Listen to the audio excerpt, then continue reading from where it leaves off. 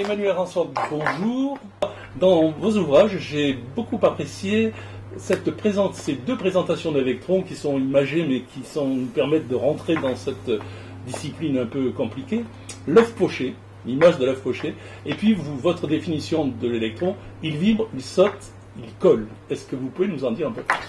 Vibre, on a dit saute et colle. Alors vibre parce que quand on s'aperçoit qu'en fait on le représente en théorie par ce qu'on appelle une fonction d'onde, un paquet d'ondes ou une fonction d'onde, c'est-à-dire c'est un ensemble d'ondes qui vibrent, d'ondes en général sinusoïdales par exemple, qui vibrent et qui interfèrent entre elles. Donc, ce qui nous paraît un bout de matière qui paraît complètement inerte et figé, en fait, quand on regarde à la loupe, eh bien, ça n'arrête pas de bouger. Ça, c'est la première chose. La première chose qui est surprenante, qui distingue, en fait, ces trois choses vont distinguer la particule quantique au sens par rapport à la particule classique. Deuxième chose, qu'est-ce qu'on avait dit ? Saute. Elle saute. Je fais allusion au saut quantique, qui est un phénomène plus général. C'est pas que le saut quantique, ce qu'on appelle la réduction du paquet d'ondes. Enfin, il y a, en fait, pour faire simple, il y a deux lois d'évolution en physique quantique. Le premier qui est celui des ondes, qui est continu, qui est déterministe, et puis il y en a un deuxième qui est discontinu et qui est aléatoire. Et ça, c'est le saut quantique. Et alors l'exemple classique de ce saut quantique, c'est l'électron qui va changer d'orbite, qui tourne autour d'un atome et qui va changer d'orbite. Il le fait à la manière d'un oiseau qui serait perché sur la branche d'un arbre, qui passe soudain, instantanément, qui va se poser sur une autre branche.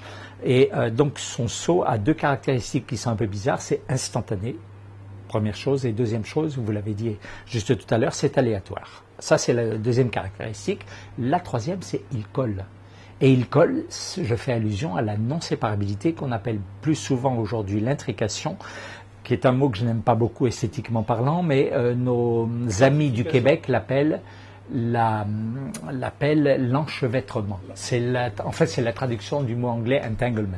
Pourquoi l'œuf poché ? Eh bien, tout simplement parce que pour les physiciens aujourd'hui, l'aléatoire quantique, le saut, le fait qu'une particule d'un seul coup va se mettre à sauter et puis qu'elle ira ici ou là, pour eux, c'est une boîte vide. C'est la conséquence sans cause, l'effet sans cause. Et moi, je dis qu'il y a une autre hypothèse alternative, qui est celle que je fais, c'est qu'il y a un contenu. Et ce contenu, au lieu d'être donc acausal, sans cause, je dis que c'est endocausal. C'est-à-dire, en gros, je fais l'hypothèse qu'il y a une petite instance décisionnelle à l'intérieur de chaque particule qui fait que le moment venu, c'est elle qui va prendre une décision. Alors, ça n'a rien à voir avec les nôtres, c'est rudimentaire, mais c'est elle qui va décider, je vais soit en haut, soit en bas. Et c'est ça le jaune d'œuf. On ne le voit pas dans l'œuf poché, c'est pour ça que je parle d'œuf poché. Il est caché, mais il est là. Et ça me permettra, peut-être on en parlera tout à l'heure, d'expliquer à la fois le saut quantique et d'expliquer la non-séparabilité, l'intrication. Dans la conscience quantique et l'au-delà, vous commencez votre ouvrage par un glossaire très pratique, avec deux concepts que j'ai trouvés spectaculaires, c'est l'holomatière et les holoparticules. Est-ce que vous pouvez nous en dire ? Alors, l'holoparticule, c'est un terme qui fait plus sérieux de parler de la particule en tant que jaune d'œuf, c'est-à-dire holo, c'est la racine grecque qu'on trouve dans holistique et tout ça, qui veut dire la globalité. Et donc, je prétends, c'est mon hypothèse, mais c'est ça le sillon que je creuse. Je prétends que donc c'est comme si on disait l'œuf poché, il n'y a que le blanc. On ne voit pas le jaune, il n'existe pas. Il est là. Et moi je dis que la totalité, l'intégralité de la particule fait qu'elle a l'équivalent du jaune d'œuf qui est cette instance décisionnelle. Et comme c'est sa totalité, sa globalité, je rajoute le préfixe holo pour le distinguer de la particule. Et donc du coup l'ensemble des holoparticules, eh bien c'est l'holomatière. D'accord. Voilà.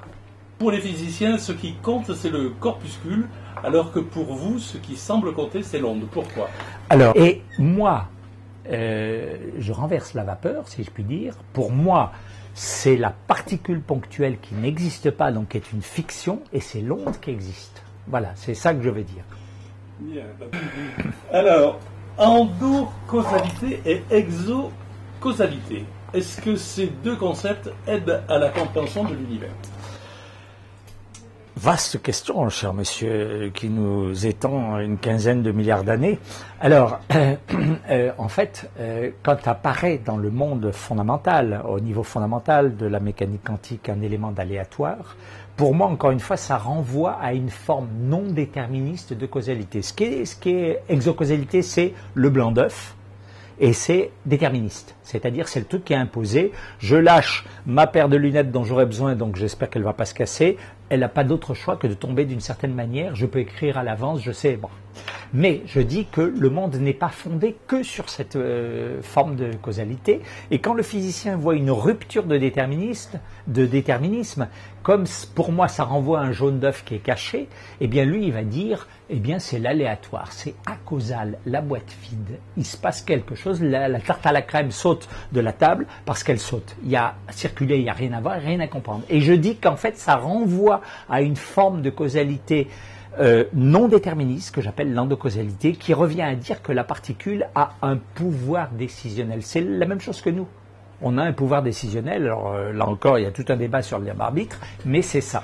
Quels sont les liens entre endocausalité et le libre arbitre?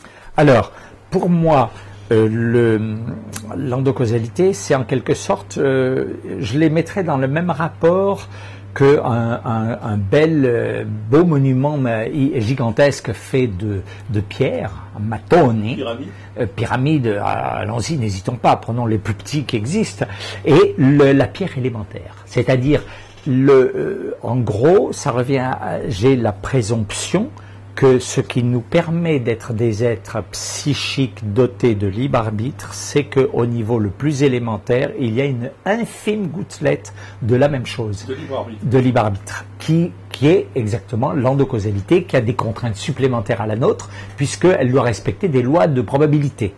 Il y a plus de chances que la particule aille ici que là, donc c'est contraint, c'est grâce à ça que le monde tourne sans se casser la figure. Voilà. Y aurait-il des liens de connexion invisibles entre les humains?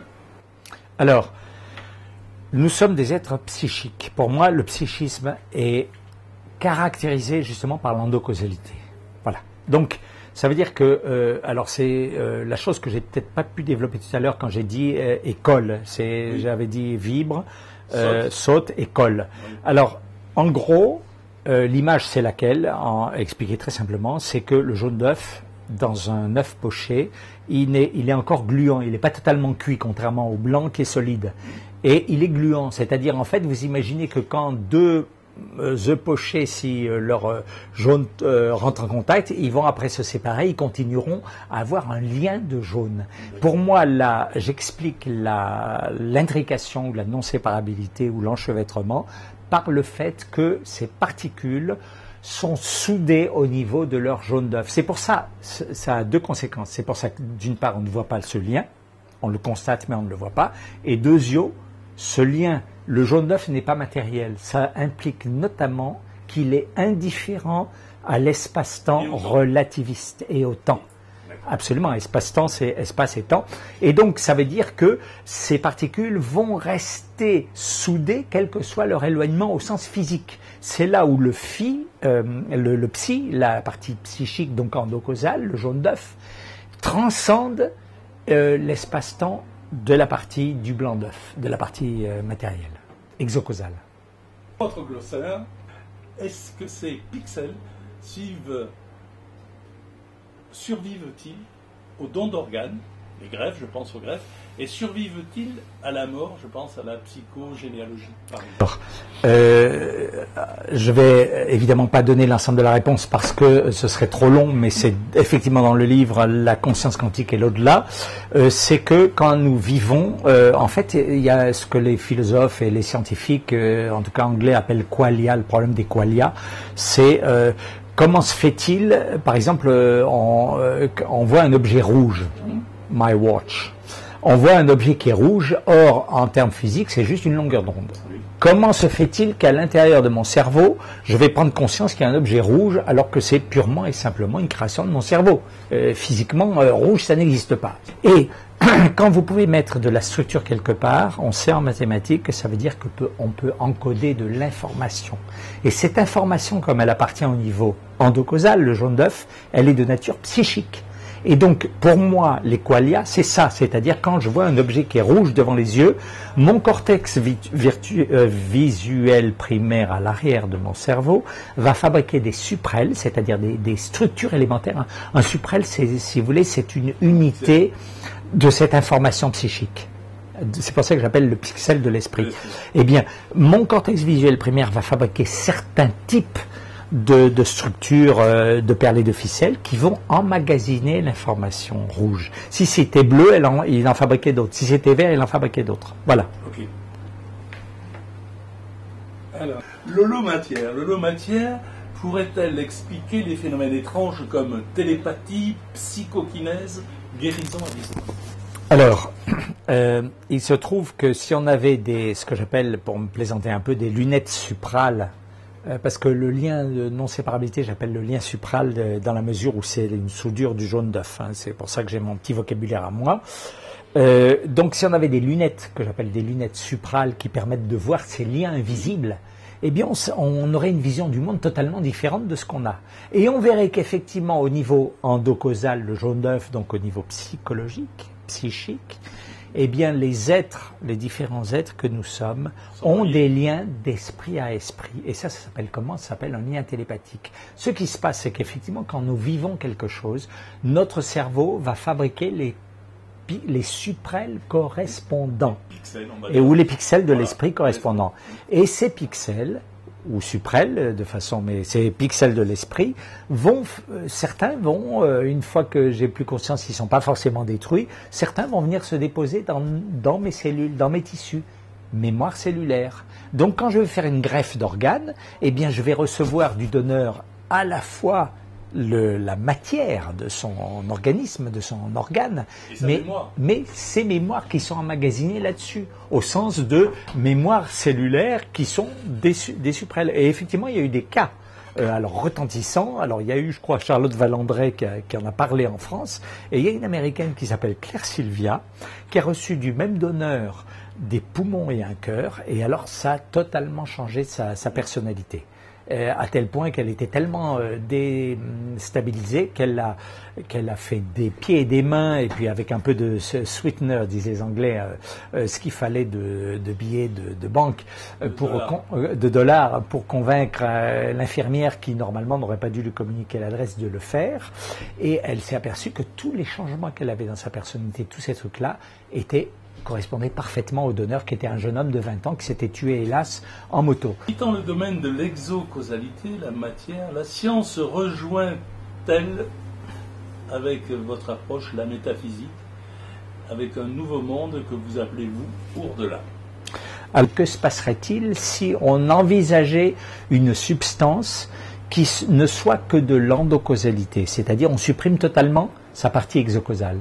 Et là, on change de niveau, c'est-à-dire on passe d'un niveau immanent à un niveau transcendant. C'est ce que j'appelle l'urcausalité, parce que d'autres propriétés apparaissent. Là, encore une fois, j'approfondis un petit peu ça dans mes écrits.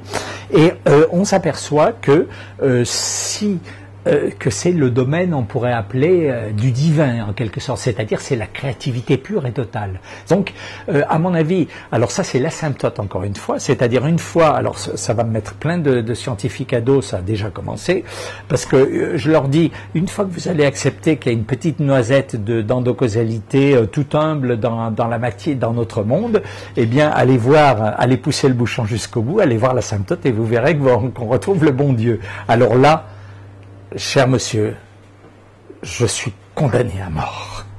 Ça va être difficile. Emmanuel, merci pour toutes ces informations.